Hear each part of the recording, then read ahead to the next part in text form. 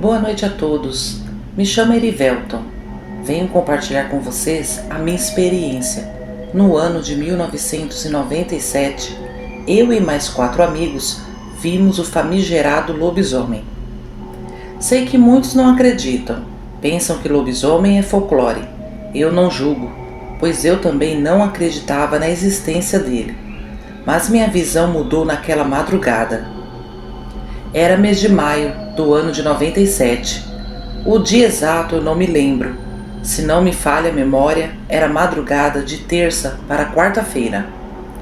Eu trabalhava numa metalúrgica aqui em São Paulo. Ao pegar férias, chamei 4 amigos para descer a serra. Íamos para Ubatuba. Na época, eu não tinha carro, mas um dos meus amigos tinha.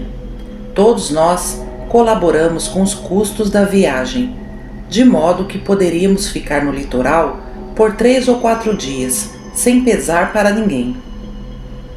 Saímos de São Paulo na sexta por volta das 5 horas da manhã. A viagem de ida foi super tranquila. Estávamos empolgados para chegar logo. Chegando em Ubatuba, fomos até o bairro onde alugamos a casa.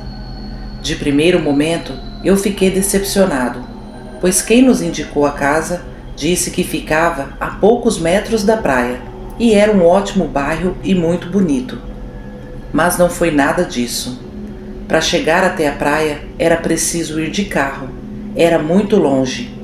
O bairro era muito desorganizado, casas muito simples e com pouca segurança. Os muros não tinham mais que 1,40 m de altura, muitos terrenos baldios e matagal em quase todas as ruas.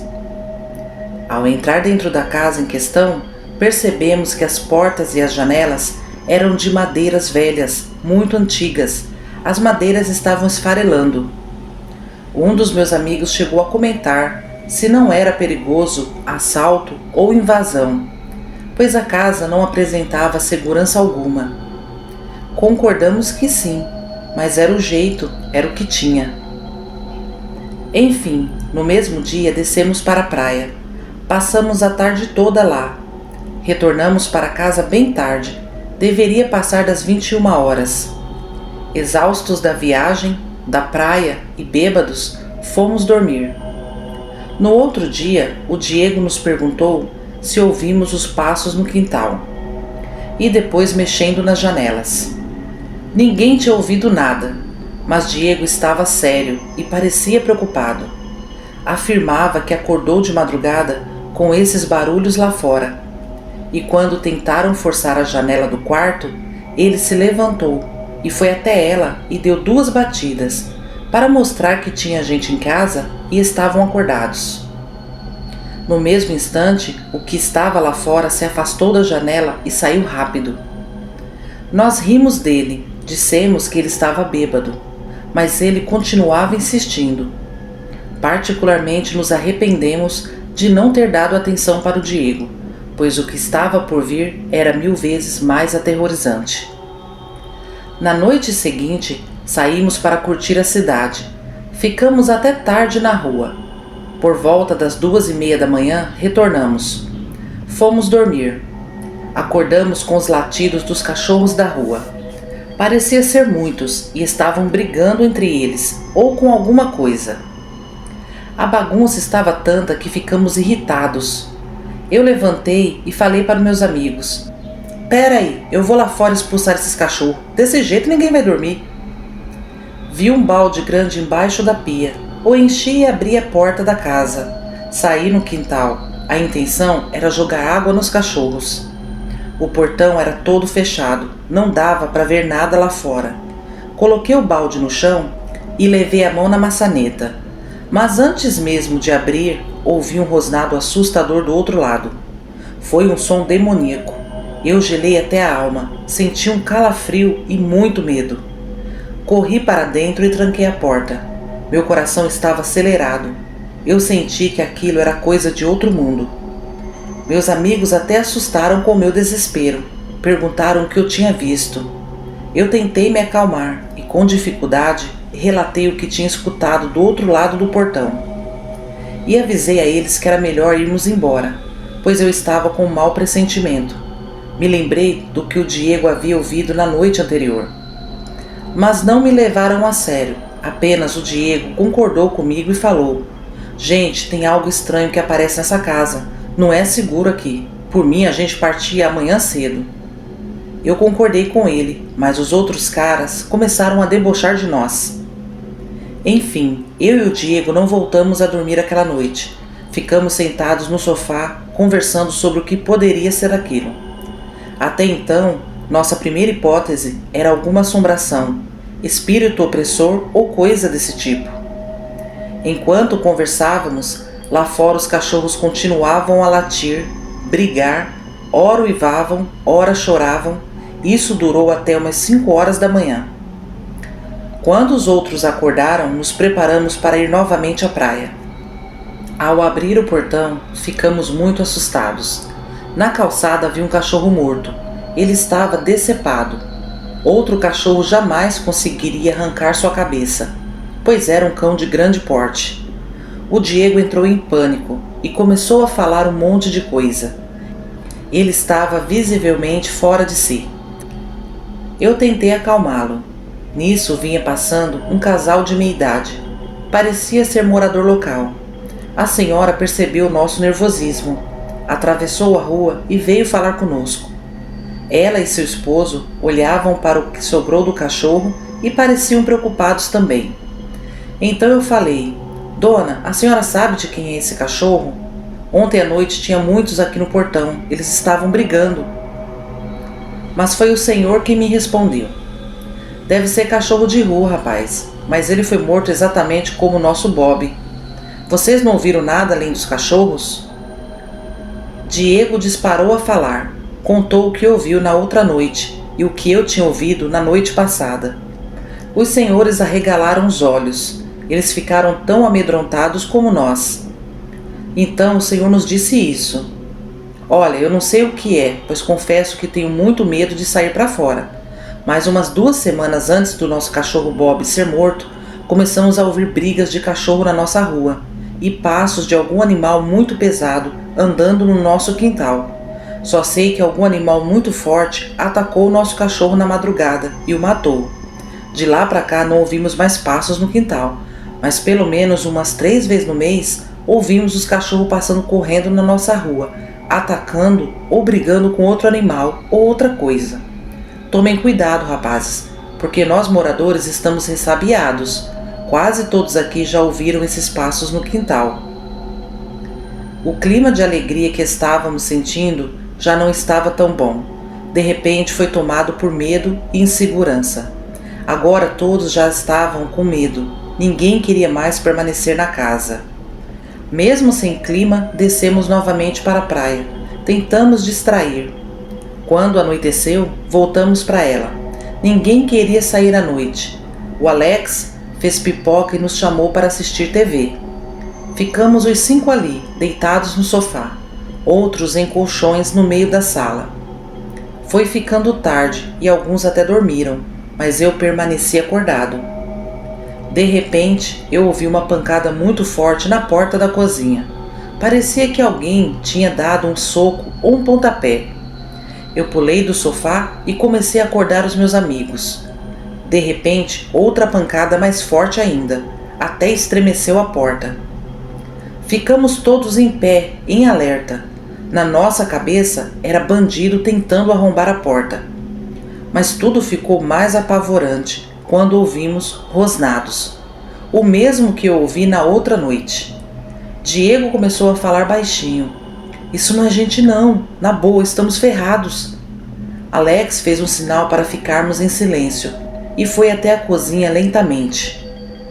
Ele voltou rápido para a sala e estava pálido, suando frio, com os olhos cheios de lágrimas. Ficamos mais assustados ainda e ele nos falou: gente, tem um lobisomem lá fora, eu não estou brincando, me ajude a reforçar a porta. Quando ele falou lobisomem, eu senti até falta de ar. Era como se estivesse num filme de terror. Realmente eu esperava ser qualquer coisa, menos um lobisomem. Com muito medo fomos até a cozinha. Quando olhamos para a janela, vimos o vulto dele. Era muito grande, devia ter mais de 2 metros de altura. Ele fungava e rosnava ao mesmo tempo que tentava arrombar a porta. Mesmo fazendo silêncio, ele percebeu que estávamos do outro lado da porta e ficou mais agressivo ainda. Agora ele se jogava contra ela e rosnava mais alto. Empurramos a geladeira na frente da porta e fizemos uma barreira humana. Mas as pancadas eram tão fortes que a impressão que dava é que ele ia estourar a porta com geladeira e tudo. A todo momento o Alex pedia silêncio com a mão, mas todos os meus amigos estavam chorando, inclusive eu, não vou mentir. Imaginem o pavor que é ter um lobisomem tentando arrombar a porta da sua casa. Éramos 5 marmanjos chorando e implorando a Deus que ele desistisse e fosse embora. O lobisomem ficou um bom tempo nos aterrorizando, até que por algum motivo ele desistiu e ouvimos ele caminhando até o muro e indo embora. Ficamos em alerta o restante da noite. O medo não nos deixou dormir. Quando amanheceu, resolvemos ir embora. Não dava para passar mais nenhuma noite naquela casa. Estávamos correndo risco de vida. Alex propôs de irmos à noite. Então passamos o dia na praia e por volta das 19 horas chegamos em casa e começamos a arrumar nossas coisas e levar para o porta-mala do carro. Saímos da casa por volta das 22 horas, mas antes de sair da cidade, fomos até uma pizzaria jantar antes de pegar a estrada. Já devia ser mais de meia-noite quando começamos a subir a serra. No carro, estávamos conversando sobre aquela criatura. Era inacreditável tudo aquilo. Alex começou a contar que sua avó afirmava que um lobisomem foi até sua casa no sítio e tentou invadir a casa. Quanto mais ele falava, mais eu ficava assustado e por um momento aliviado de estar deixando aquela cidade e aquele lobisomem para trás. A pista estava praticamente vazia, o que nos possibilitava ir mais rápido. Durante a semana e de madrugada, a subida na serra é quase nula. Alex pisava o pé, mesmo Diego chamando sua atenção por causa das curvas. Estávamos na serra, não me lembro qual foi exatamente o trecho, pois estava tirando pequenos cochilos. Sei que tudo aconteceu depois do primeiro posto policial que tem na subida. Eu acordei com o carro balançando muito forte e os meninos gritando. Eu estava no banco de trás. Por uns minutos não entendi o que estava acontecendo. Pensei que Alex havia perdido o controle na direção e estávamos rodopiando na pista. Comecei a gritar também, perguntando o que estava acontecendo.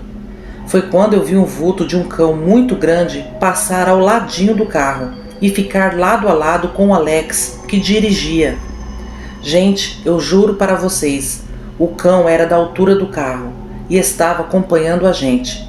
Não sei se ele já vinha nos seguindo, mas ele veio nos caçar. Ele se jogava contra o carro, fazendo o carro perder a estabilidade. O Alex buzinava sem parar, tentando assustar o bicho, mas ele não desistia. Ele queria nos jogar para fora da pista, ou talvez na ribanceira da serra. Estávamos gritando feito loucos dentro do carro. Eu nunca vi uma coisa tão horrível na minha vida como aquele lobisomem. A nossa sorte foi que um caminhão apareceu também, estava subindo, e o motorista com certeza viu aquele lobisomem nos atacando. O motorista começou a buzinar também e veio se aproximando do nosso carro. O lobisomem deve ter percebido que ia ser atropelado e correu para outra faixa da pista. O motorista do caminhão pareou conosco e buzinou, depois seguiu seu caminho. Foram momentos terríveis. Quando saímos da serra é que começamos a respirar mais aliviados. Olha, foi a pior viagem que já fiz na minha vida. Diego pegou um trauma tão grande que nunca mais quis ir à praia. E eu fiquei muito atento, pois conversando com motoristas e pessoas que já desceram ou subiram aquela serra na madrugada, ouvi relatos de avistamentos desse lobisomem naquela região. Todo cuidado é pouco quando for descer ou subir aquela serra, principalmente na madrugada dos dias úteis, pois o movimento é bem menor e as chances de ser atacado por um lobisomem é grande. Essa foi a minha experiência nada agradável com um lobisomem. Boa noite. Família Uivos, esse foi o relato de hoje. Vamos aos salves?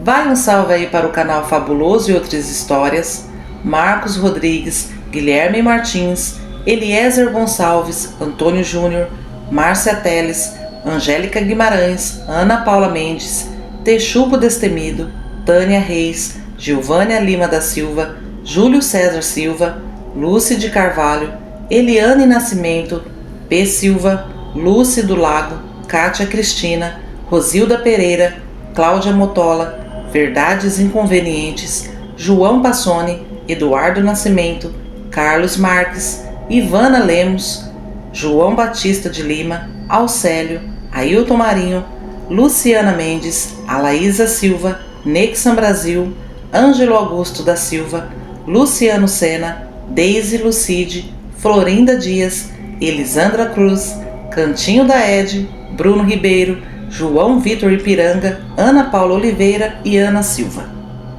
Bom, gente, foi bastante gente hoje, né? Mas no próximo vídeo tem mais salves. Para quem ainda não é inscrito, deixo aqui um convite. Se inscreva, faça parte da nossa família. Amigos, continue comentando, compartilhando, deixe seu like, aquele hype. Só assim o YouTube entende a relevância do nosso conteúdo e continua entregando os nossos vídeos. Um grande abraço a cada um de vocês. Tenham um ótimo fim de semana e até terça-feira.